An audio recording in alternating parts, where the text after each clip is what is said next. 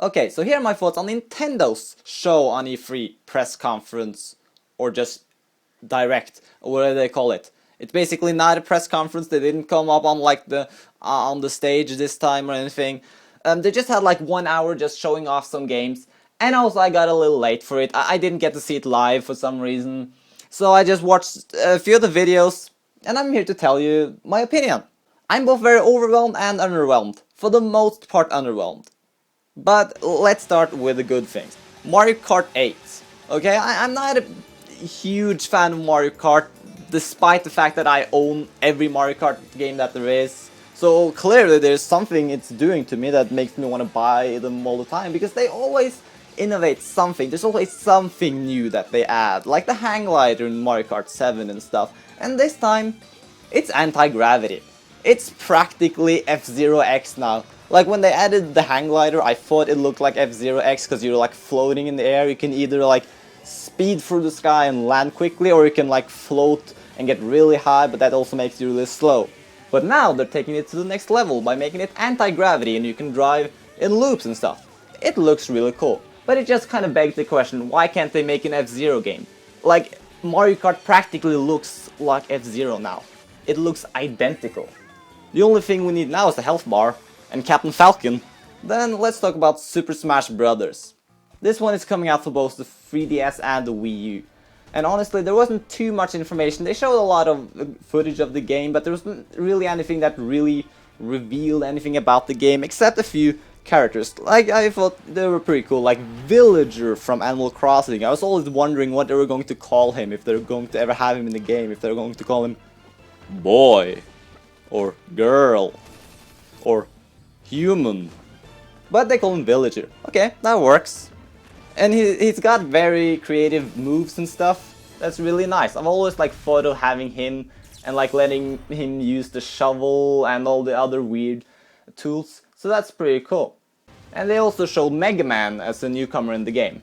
And that's really good news, because for Super Smash Bros. Brawl, Nintendo like requested Capcom if they could have some of their characters in the game, but they refused. But clearly now they got Capcom's approval, so we might see even more Capcom characters. Maybe Ken and Ryu from Street Fighter? Who knows? The one complaint I have though is that some of the characters look a little bit weird. Mario, he's a bit washed out, he's got rid of all the detail, but he looks nice, I guess.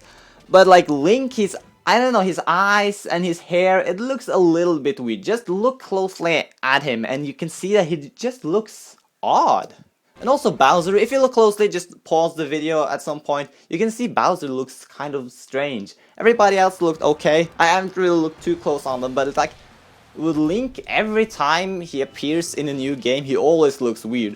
Like Phantom Hourglass, he looked weird. In Super Smash Bros. Brawl, he was originally going to look like the Twilight Princess look, but then they made him a little more blonde to make him look like the Toon Link, and he looked weird. But I guess we'll get used to it.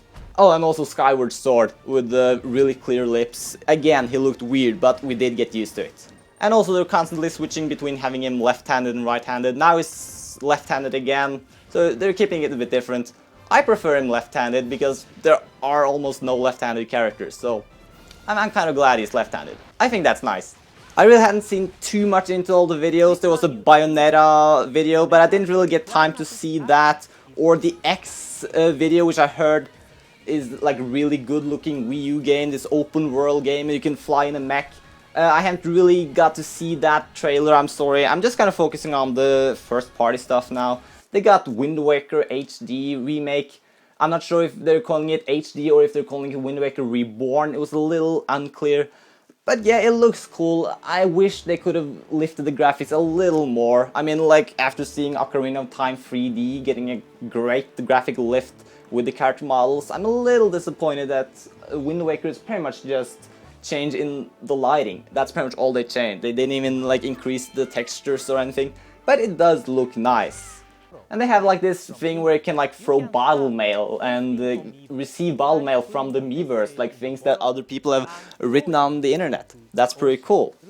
Now we get to the negative part. Super Mario 3D World.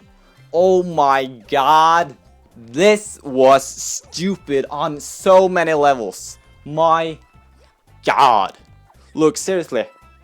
Okay, I'm just like, this was pretty much just a consolified version of the 3D Land on the 3DS. It was nothing more than that. I mean, like, seriously, like, okay, let me just tell you where I come from, which corner of the gaming universe I'm from. Super Mario 64 was one of my first games that I played. It was pretty much the first game that I really played through. And it was an amazing game that introduced me to a big and open world. It was pretty much the way that I saw video games. This is pretty much like the lowest point and the highest, because it was the only thing that I had ever played. So this was kind of the standard. This is what video games look like. Open world, a camera that can move around, and you can like enter places and collect stars and stuff. And Super Mario 64 was an influential game. It made the standards for the games to come. Like, if it wasn't for Super Mario 64, what would we have? My point here is just that Super Mario 3D Land and Super Mario 3D World, which looks pretty much the same, it's just too simplified. I mean, for starters, the game has a fixed camera. Fixed camera, linear world, you just reach for the flagpole. There's no collecting stars or anything, just reach for the flagpole. There's no hub world, at least Super Mario 3D Land doesn't have a hub world. I doubt that Super Mario 3D World is going to have a hub world, because it's got a fixed camera and it's just, you can tell it's just going to be either a map screen or just a straight out level select. It's not, it doesn't deserve the name world in it. Yes, it's got 4-player co-op now. Wow. But seriously, with 4-player co-op, they're just constraining the possibilities of the game. You can't, for example, have yourself go into cannon and shoot yourself out, because you have to have all the 4 players very close to each other at the same time. Now try to imagine though, this extremely simplified 3D Mario game. Imagine if that game came out instead of Super Mario 64, all the way back on the Nintendo 64. Do you think 3D games would be the way they are today? No. Like, Super Mario 64 was such an influential game, and just seeing how the 3D games have went this way, that's really sad. Super Mario Sunshine expanded on what made Super Mario 64 great. Super Mario Galaxy took a little bit different approach by making it slightly more linear, but still it had a sense of exploration, and you could still collect stars, and it still had a hub world. They kind of got rid of that in Super Mario Galaxy 2, but it's okay because it was an expansion. But then Super Mario's 3D Land, I was like, yeah, it's an okay game because it's a portable game, but now this, it's just a consolified version. Like this, the Wii U is like the next step in the evolution. You're supposed to revolutionize the 3D Mario games, like Galaxy did, like Super Mario 64 did. I see none of that. I just see no potential in Super Mario 3D World. I want you to tell me what is going to be revolutionary about Super Mario 3D World. The co-op? We already seen that in the Lego games. It's done already. The co-op is just going to constrain the possibilities of the level design. And like, why do they need to make that barrier between 2D and 3D games so thin and so blurred? We've had 4 new Super Mario Brothers games now. And there's a 5th one, a new Luigi U. And you know, they're all fun games, but they're all a lot the same. But I just don't see why we also need these 3D games to be just like the 2D ones. Like, you just don't understand how repetitive this gets. We could have like 2 series going on, the 2D and 3D series that are really, really far away from each other. The 2D ones that are all linear and stuff, and the 3D ones that are all open world about collecting stars and stuff. And exploring the galaxies. Or exploring Mushroom Kingdom. But no, we're stuck in this linear fixed camera world where you just reach the flagpole and that's it. That works great for the 2D games, but really the 3D games have already set such high standards with games like Super Mario 64 and Galaxy. We expect more, especially since it's on a console. I'm like, I don't know about you, but this is really disappointing. This is extremely disappointing.